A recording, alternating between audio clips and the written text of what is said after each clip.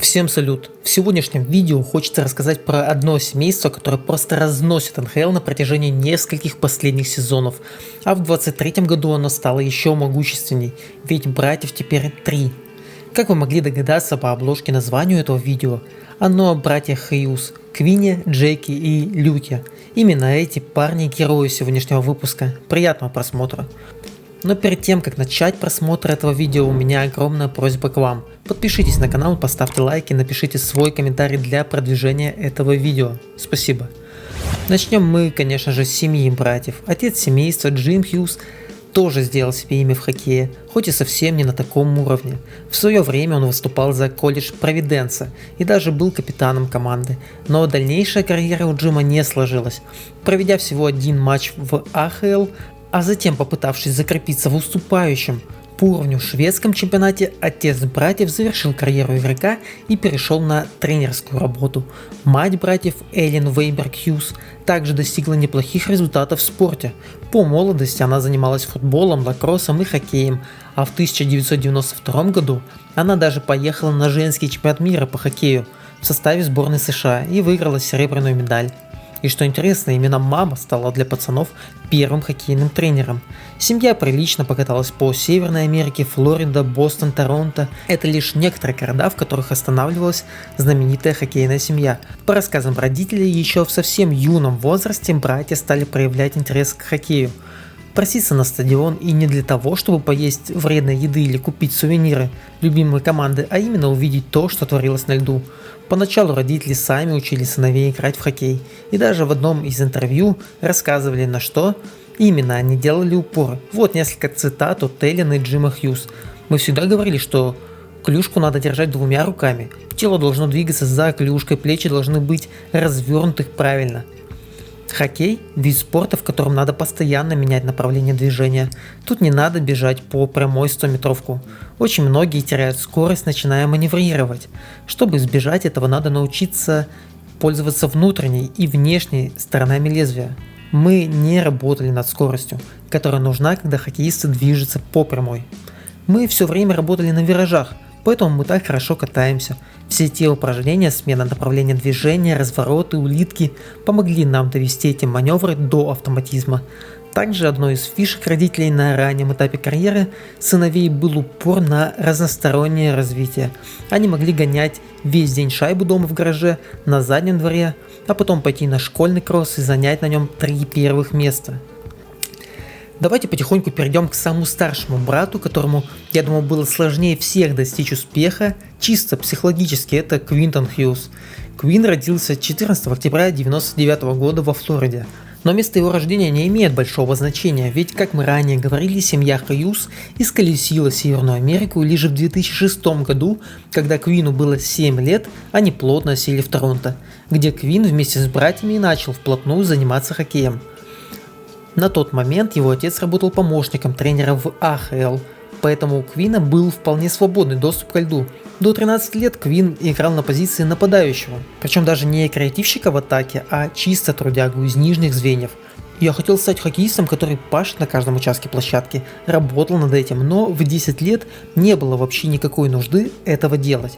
В детском хоккее один выход 2 в 1 сменяется другим выходом 2 в 1, рассказывал Квин. Что сразу много говорит о Квине тех лет, его любимым игроком был Зак Паризе, который умело сочетал функции довольно забивного форварда и настоящего трудяги. Детский тренер Квина начал замечать, что юному нападающему больше нравится играть в защите. Он и быстрее всех других коллег по звену возвращается в зону обороны. Так в 12 лет тренер, посоветовавшись с отцом парня, принимает ключевое возможное решение в жизни Квина и ставит его в оборону. Чуть позже Хьюз поступил в университет Мичигана, где сразу же в первом сезоне побил рекорд по набранным очкам среди новичков-защитников и уже совсем скоро мог оказаться в Детройде. Ведь сразу же после того дебютного сезона Квин поехал на чемпионат мира, где играл под руководством работавшего в Детройде Джеффа Блэшела и жил в одном номере с Диланом Ларкином. Шикарная игра Хьюза ничем не убедила боссов Детройда, а их выбор остановился на Филиппе Задине. В 2018 году на драфте новичков Национальной хоккейной лиги Квин Хьюз был выбран в первом раунде Ванкувером под общим 7-м номером, сразу же после Филиппа. После чего Хьюз решил отыграть заключительный сезон за Мичиган и попытаться выиграть титул, но безуспешно. В следующий же сезон он зашел уже в статусе новичка НХЛ, где вместе с Кейлом Макаром устроил максимально эпичную гонку за звание лучшего новичка-защитника лиги. В регулярке он набрал 53 очка и превзошел Макара на 3 пункта. У Хьюза удался и плей-офф, где он сыграл 17 матчей и набрал 16 очков. Полную статистику за этот сезон вы видите сейчас у себя на экране.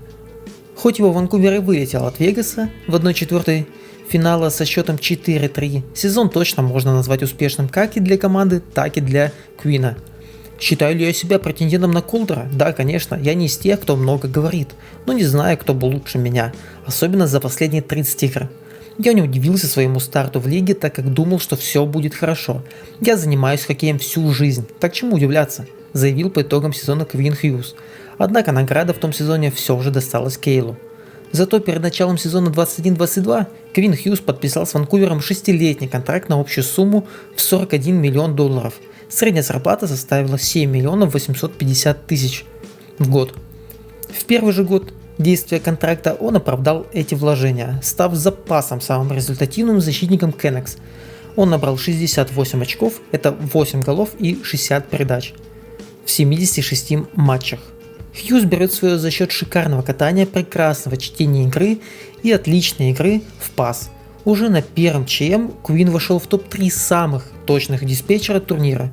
Клюшка помогает Квину и в своей зоне. Если ему не удается оттеснить соперника за счет габаритов, то зачастую получается сыграть более умно. Прямо сейчас нет аспекта игры, который старший из троицы братьев не прокачал бы. Даже бросок, который был далеко не главным оружием Квина, стал значительно лучше. 9 шайб за четверть этого сезона – это уже его лучший результат в карьере НХЛ. Интересно, что защитник редко пользуется щелчками, почти все голы забиты кистевыми. Впрочем, щелчки в современной НХЛ и так выходят из моды. Ванкувер же во главе с Квином впервые, наверное, за 10 лет хоть на что-то да претендует. С интересом следим за игрой Canucks и Квина. И на этом первая часть подошла к концу. Вторая, где мы расскажем про Джека и Люка, выйдет уже завтра утром. Обязательно подписывайтесь на канал, чтобы ее не пропустить. Там еще много интересного. Если же вторая часть уже вышла, то вы увидите подсказку в правом верхнем углу. Понравилось видео? Обязательно поставьте лайк и напишите комментарий для поддержки нашего канала. Всем больше хоккея и увидимся завтра.